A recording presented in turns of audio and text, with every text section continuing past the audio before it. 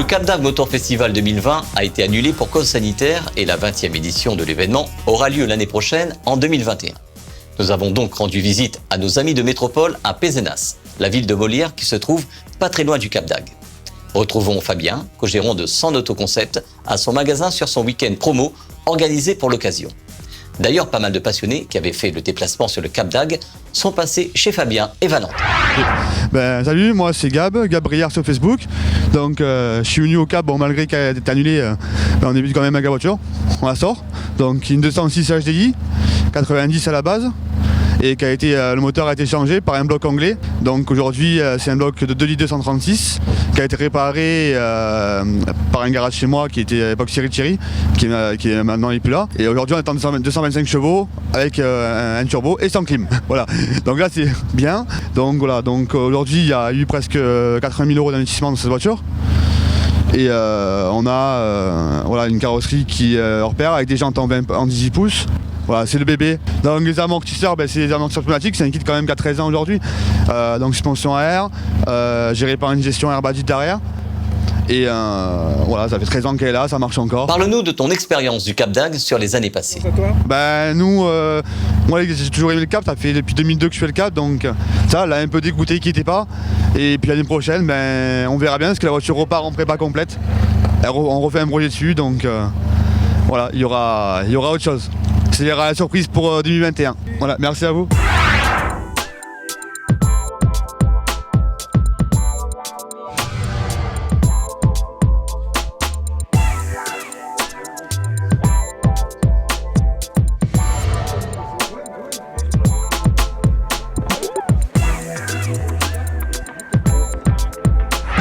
Fabien et Valentin, qu'on vous a déjà présentés sur les éditions du Cap d'Agde Motor Festival, sont des professionnels du car audio dans leur région.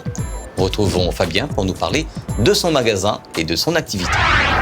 Bonjour tout le monde, je vais me présenter. Pour ceux qui me connaissent, je m'appelle Fabien, gérant de la société Son Autoconcept, co-gérant aussi avec mon fils. Là vous êtes chez moi, je vais vous montrer un peu mon magasin, vous allez pouvoir voir pas mal de vidéos, pas mal de produits. Mon petit shop bien sympathique, voilà. Alors on est vraiment désolé cette année pour le Cap d'Agde qui a été annulé. On a essayé de faire sur 2 jours de vous présenter des produits, bien sûr, de vous vendre des produits à prix défiant toute concurrence comme d'habitude, comme au Cap d'Agde. Voilà, je remercie d'abord tous mes clients qui sont venus pendant ces 2 jours, on s'est vraiment régalé. Voilà, allez, je vous laisse regarder un peu le magasin. Voilà tous les types de produits, tout ce que vous pouvez trouver chez moi. Donc on distribue pas mal de grandes marques, Ground Zero, DC Audio, Pride, une très grande marque en ce moment. Voilà, comme des marques espagnoles de la marque GK Audio, marque de Suède, la marque Gas qui vient de rentrer en France, qui marche très très bien d'ailleurs, de très bons produits.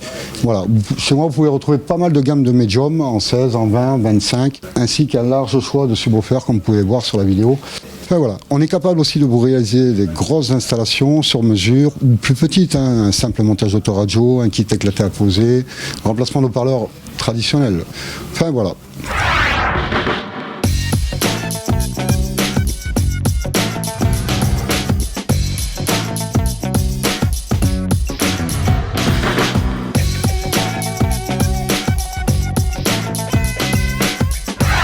L'année passée, on vous avait présenté la voiture de démo du magasin. Retrouvons Valentin pour nous parler des évolutions en cours sur cette voiture. Bonjour, je m'appelle Valentin, je fais partie de la société Son Autoconcept et aujourd'hui je vous présente donc un véhicule que nous sommes en train de fabriquer, qui à la base devait être fini pour le Cap d'Agde Motor Festival. Vu que ça a été annulé, du coup on a mis le véhicule en stand-by. Cette année on avait prévu un véhicule avec 9 Batsun bas frettés. Donc c'est des bas médiums type brésilien de la marque Triton d'ailleurs, qui font 1650 watts RMS.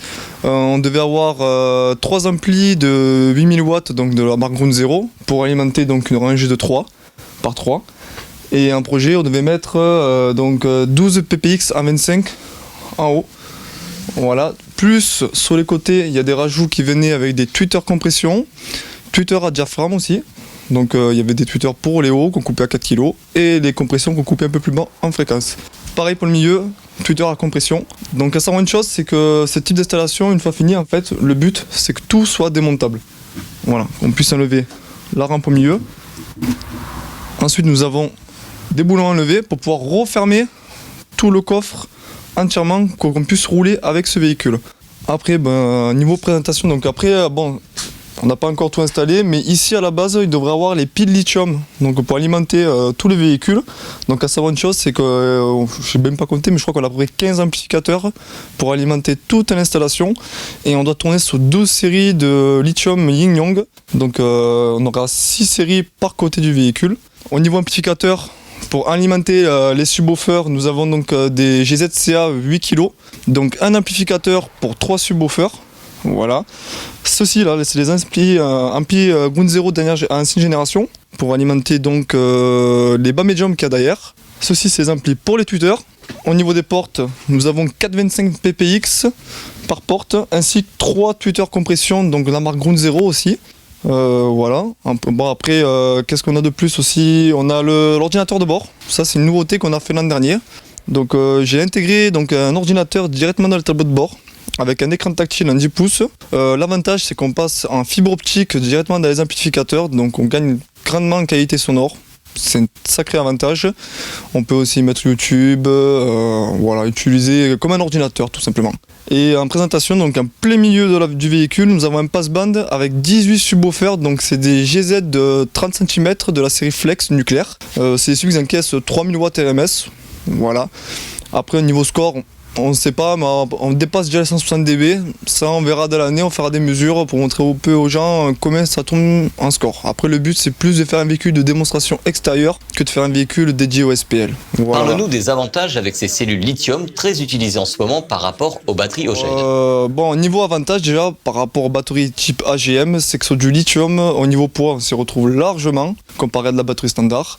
L'autre avantage, c'est que le lithium, bien sûr, on va dire qu'on aura à peu près 100% de capacité comparé à des batteries AGM où on va recharger même à 100% mais on n'utilisera que 50% de ses capacités. Après niveau poids et tout ça, c'est une chose, c'est que si on calcule niveau puissance, ça revient bien moins cher quand même que des batteries type AGM.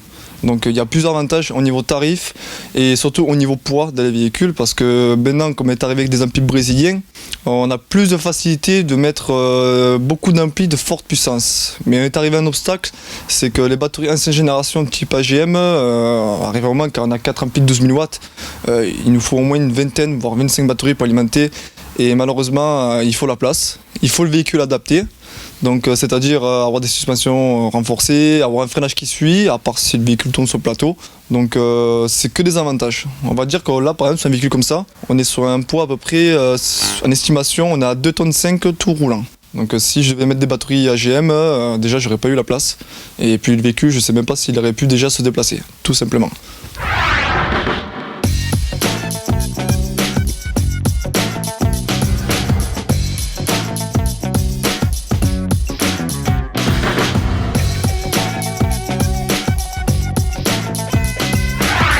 Après Pézenas, direction Biot, pour retrouver Stéphane Rett chez lui, pour nous parler de son nouveau projet Carotube.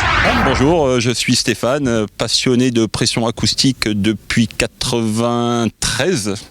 Donc là, je vais vous présenter mon camion, un Ford Transit qui devait sortir cette année, mais à cause du Covid-19, ne sortira que l'année prochaine.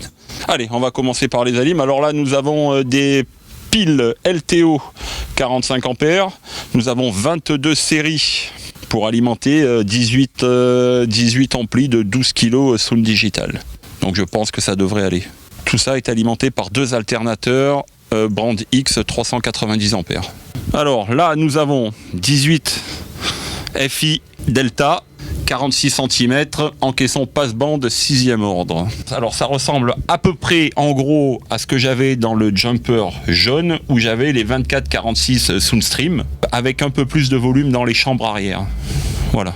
C'est tout ce qui change. Et le caisson est renforcé, il y a un châssis métallique mais à l'intérieur du caisson, au lieu qu'il soit à l'extérieur. Voilà. Et nous avons 8 cm de bois, il y a 3 couches de contreplaqué sur toutes les parois. Alors en objectif, normalement, si l'alimentation et le camion suit et les haut-parleurs, on devrait dépasser les 165 décibels, sans forcer, à peu près à 32 Hz. C'est la fréquence de résonance du véhicule. C'est très bas, mais il y a beaucoup de volume, donc ça devrait aller. Alors niveau voix, j'ai des BNC, c'est des coaxiaux 30 cm avec aimant néodyme. Il y en a 4 par porte. Voilà, alimentés par des Sound Digital 3 kg. Explique-nous ce que tu aimes niveau grave. C'est le grave que j'aime bien, c'est pas trop les infras, à peu près, allez, entre 35 et 40 Hz, pas plus bas. Après, c'est du vent, c'est du chacun son style de musique, mais moi, c'est pas du tout mon style. Quand la voiture va être opérationnelle? Ça va sortir normalement semaine prochaine, il devrait être prêt à tourner et je ferai les premiers essais d'ici 15 jours, à peu près. Voilà. 15 jours, 3 semaines, il me manque un peu de câblage pour tirer les câbles d'alimentation des batteries aux amplis. Et après, ça devrait le faire. Normalement, le camion est prêt à fonctionner. Combien de temps de travail sur cette installation? Beaucoup de temps, beaucoup de configurations. J'ai eu quelques petits soucis avec les haut-parleurs EFI qui étaient magnétisés à l'envers, donc ça m'a posé des petits soucis. Avant que je m'en rende compte, il s'est passé quelques mois, que je n'arrivais pas à comprendre pourquoi ça fonctionnait moins bien avec moins d'haut-parleurs. Donc j'ai tout redémonté au moins 3 fois. Et là, maintenant que j'ai compris d'où venait le problème, ça fonctionne très très bien. Retrouvez Passion Auto avec Pioneer.re, le spécialiste de l'autoradio. Retrouvez Passion Auto avec Herzaudio.re. Retrouvez Passion Auto avec Decustom,